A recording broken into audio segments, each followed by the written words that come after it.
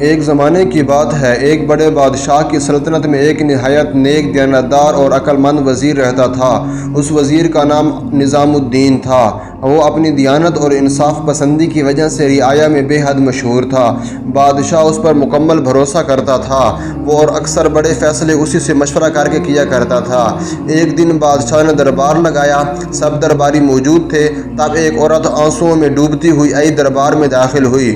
وہ عورت سیدھی بادشاہ کے سامنے آئی اور عرض کیا، اے بادشاہ، مجھ پر ظلم ہوا ہے اور میری فریاد سننے والا کوئی نہیں۔ بادشاہ نے نرمی سے پوچھا، کیا ہوا؟ تمہارا ظلم کس نے کیا ہے؟ عورت نے کہا کہ میرے شوہر کو ایک امیر شخص نے جھوٹے الزام میں قید کر دیا ہے تاکہ وہ میری زمین چھپا لے۔ یہ سن کر دربار میں خاموشی چھا گئی۔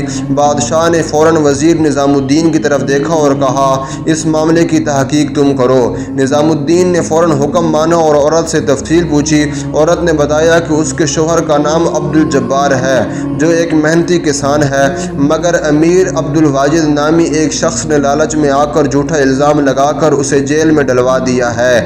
وزیر نے بادشاہ سے اجازت لی اور اگلے دن وہ خود اس گاؤں گیا جہاں وہ عورت رہتی تھی۔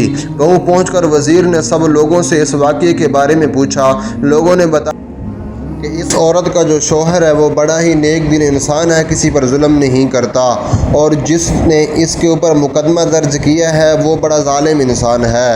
تو پھر اس وقت اس وزیر نے اس ظالم انسان کو بلایا اور اس سے پوچھا، کیا ماجرا؟ اس امیر آدمی نے کہا کہ گواہ لاؤں گا، گواہ میری گواہی کو سچ ثابت کریں گے، میرے دعوے کو ثابت کریں گے۔ تو وزیر نے کہا، گواہ ضرور پیش کرو، لیکن یاد رکھو جھوٹ زیادہ دیر تک نہیں چلتا۔ عبدالجبار نے 3 گواہ پیش کیے، مگر وزیر نظام الدین کی عقل تیز تھی۔ اس نے ہر گواہ سے الگ الگ سوال کیے۔ جلد ہی اسے معلوم ہو گیا کہ تینوں گواہ جھوٹے ہیں اور انہیں عبدالجبار نے پیسے دے کر خریدا ہوا ہے۔ وزیر نے گاؤں کے قاضی کو بلا کر سارا بیان لکھوایا اور پھر بادشاہ کے پاس واپس چلا گیا۔ اگلے دن دربار لگا۔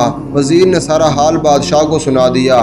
بادشاہ نے غصے میں آ کر کہا کہ اس امیر کو فوراً قید کیا جائے اور عبدالواجد کو رہائی دی جائے۔ عورت کے چہرے پر خوشی کے آنسو بہہ نکلے۔ اس نے وزیر کے قدموں میں گر کر کہا، اللہ آپ کو جزائے خیر دے، آپ نے مظلوم کی فریاد سن لی۔ وزیر نے نرمی سے کہا، مجھے شکریہ مت کہو، یہ تو میرا فرض تھا۔ مگر کہانی یہاں ختم نہیں ہوئی۔ چند دن بعد بادشاہ نے وزیر کو بلایا اور کہا، نظام الدین، میں تمہاری دیانت سے خوش ہوں، مگر ایک بات جاننا چاہتا ہوں، اگر کبھی تمہارے سامنے کوئی معاملہ ایسا ہے جس میں تمہارے اپنے فائدے کا پہلو ہو تو کیا تم تب بھی انصاف کرو گے؟ وزیر نے کہا، بادشاہ سلامت، میرا ایمان ہے کہ انصاف وہی ہے جو نفس کے خلاف ہو، اگر انصاف اپنے حق میں ہو تو وہ خود غرضی ہے۔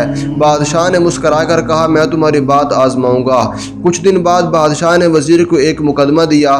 وزیر کا جو مقدمہ تھا وہ دور کے رشتہ دار کے متعلق تھا۔ وزیر نے معاملہ طے کیا، معاملے کی تحقیق کی اور آخر میں اپنے رشتہ دار کے خلاف فیصلہ دیا۔ بادشاہ نے حیرت سے اس وزیر کو کہا کہ وہ تو تمہارا رشتہ دار ہے اور آپ نے اپنے رشتہ دار کے خلاف فیصلہ دیا، کیوں؟ وزیر نے کہا، کیونکہ حق اس کے مخالف کے ساتھ تھا۔ بادشاہ نے کہا، نظام الدین، تم واقعی نیک اور عادل وزیر ہو، تمہارے جیسا شخص ہی قوموں کا سر بلند کرتا ہے۔ کچھ دنوں کے بعد بادشاہ بیمار ہوا۔ سلطنت کے معاملات وزیر کے سپرد کر دیے گئے۔ نظام الدین نے سلطنت کو عدل و انصاف سے بھر دیا، غریبوں کے دروازے کھلے رہے، مظلوموں کی فریادیں سنی گئی اور امیر لوگوں بھی قانون کے تابع رہے۔ ایک دن وہی عورت جس کا شوہر پہلے قید تھا وزیر کے پاس آئی اور اس نے کہا، اے وزیر محترم، آج میرے شوہر کی وفات ہو گئی ہے، مگر اس نے مرتے وقت تمہارا نام لے کر دعا دی کہ اللہ اس وزیر کو سلامت رکھے جس نے میرے حق کے ظلم کے خلاف میرے لیے کھڑا ہوا تھا۔ اس کی آنکھوں سے آنسو آ گئے۔ اس نے آسمان کی طرف دیکھا اور کہا، اے پروردگار، اگر میں نے کبھی انصاف کیا تو اس کا اجر مجھے آخرت میں دے، یہاں شہرت نہیں چاہیے۔ یہ بات سن کر پاس بیٹھے کاتب نے کہا، اے وزیر، دنیا میں تمہیں نیک کہتی ہے مگر تم ہمیشہ خاموش رہتے ہو، کیوں؟ وزیر نے مسکرا کر جواب دیا، جو شخص اپنے اعمال کو خود بیان کرے وہ نیکی کا تاجر ہے اور میں تاجر نہیں بننا چاہتا۔ وقت گزرتا گیا، بادشاہ کا انتقال ہو گیا اور رعایا نے چاہا کہ نظام الدین بادشاہ بن جائے، مگر اس نے تخت سے انکار کر دیا اور کہا، مجھے حکومت نہیں عدل چاہیے، کیونکہ حکومت تو قتل ہو جاتی ہے لیکن عدل ختم نہیں ہوتا۔ لوگوں نے اس کے فیصلے پر اعتماد کیا اور دل سے اس کے فیصلوں کا احترام کرنے لگ گئے۔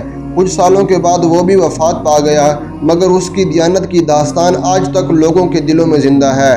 جب کبھی کوئی مظلوم انصاف مانگتا ہے، لوگ کہتے ہیں کاش آج کوئی عارف الدین نظام الدین جیسا وزیر ہوتا۔ اور وہ عورت جو اس کی پہلی فریاد تھی، وہ اپنی پوتوں کو کہا کرتی تھی، بیٹا اگر تم نیک ہوو گے تو دنیا تمہیں یاد رکھے گی، جیسے نیک وزیر کو آج بھی لوگ یاد کرتے ہیں۔ دوستو، اگر آپ کو یہ ویڈیو پسند آئی ہے تو چینل کو سبسکرائب کیجئے، لائک کا بٹن دبائیے، ویڈیو کو شیئر کیجئے۔ جزاک اللہ۔